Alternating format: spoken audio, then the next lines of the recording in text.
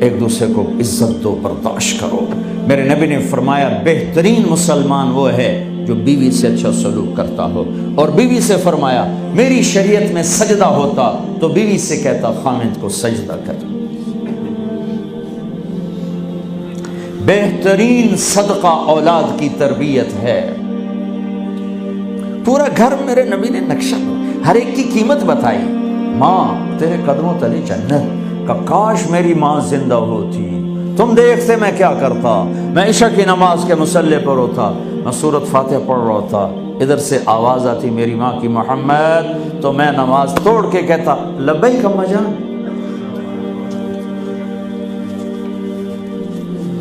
باپ کا تیرے جنت کا دروازہ ہے، باپ تیری جنت کا دروازہ ہے، کھولنا توڑنا نہیں، کھولنا توڑنا نہیں، توڑ دیا تو جنت میں نہ جا سکو گے۔ سب سے بہترین مسلمان جو بیوی سے اچھا سلوک کرے، سب سے بہترین عورت جو اپنے خامند کی منشا کو دیکھے۔ پھر آپ نے ایک عجب بات فرمائی جو معاشرے میں بہت بوجھ بنتا ہے جس کا، ہاں بھائی تمہیں ایسا صدقہ بتاؤں جس سے بڑھ کے کوئی صدقہ نہیں، تمہیں ایسا صدقہ بتاؤں جس سے بڑھ کے کوئی صدقہ نہیں۔ انہوں نے کہا جی کیا؟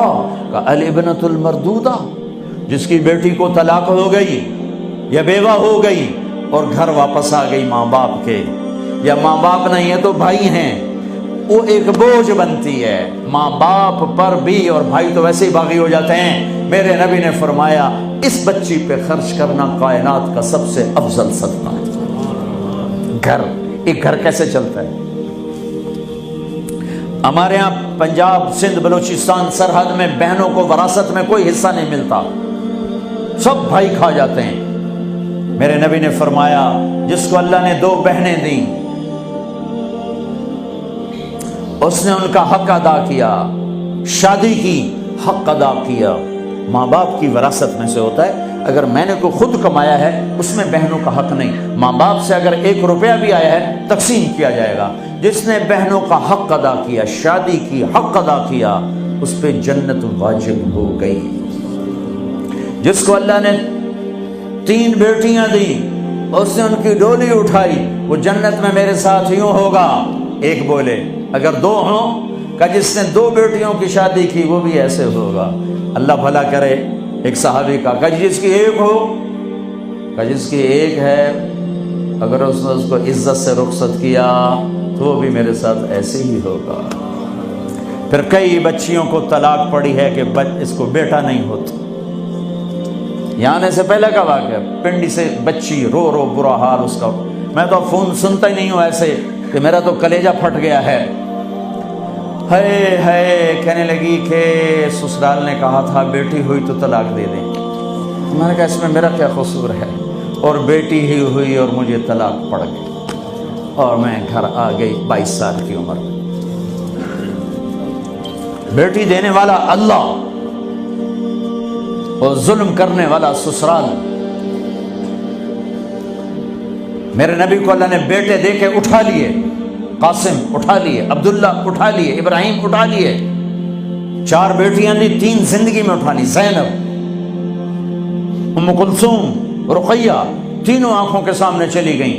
فاطمہ سے نسل چلی، آپ نے فرمایا لوگوں کی نسل بیٹے سے چلتی ہے، میری نسل میری بیٹی فاطمہ سے چلی۔ اس لعنت کو دھویا۔ عورت کا کیا قصور ہے اگر اس بیچاری کو بچیاں ہو رہی؟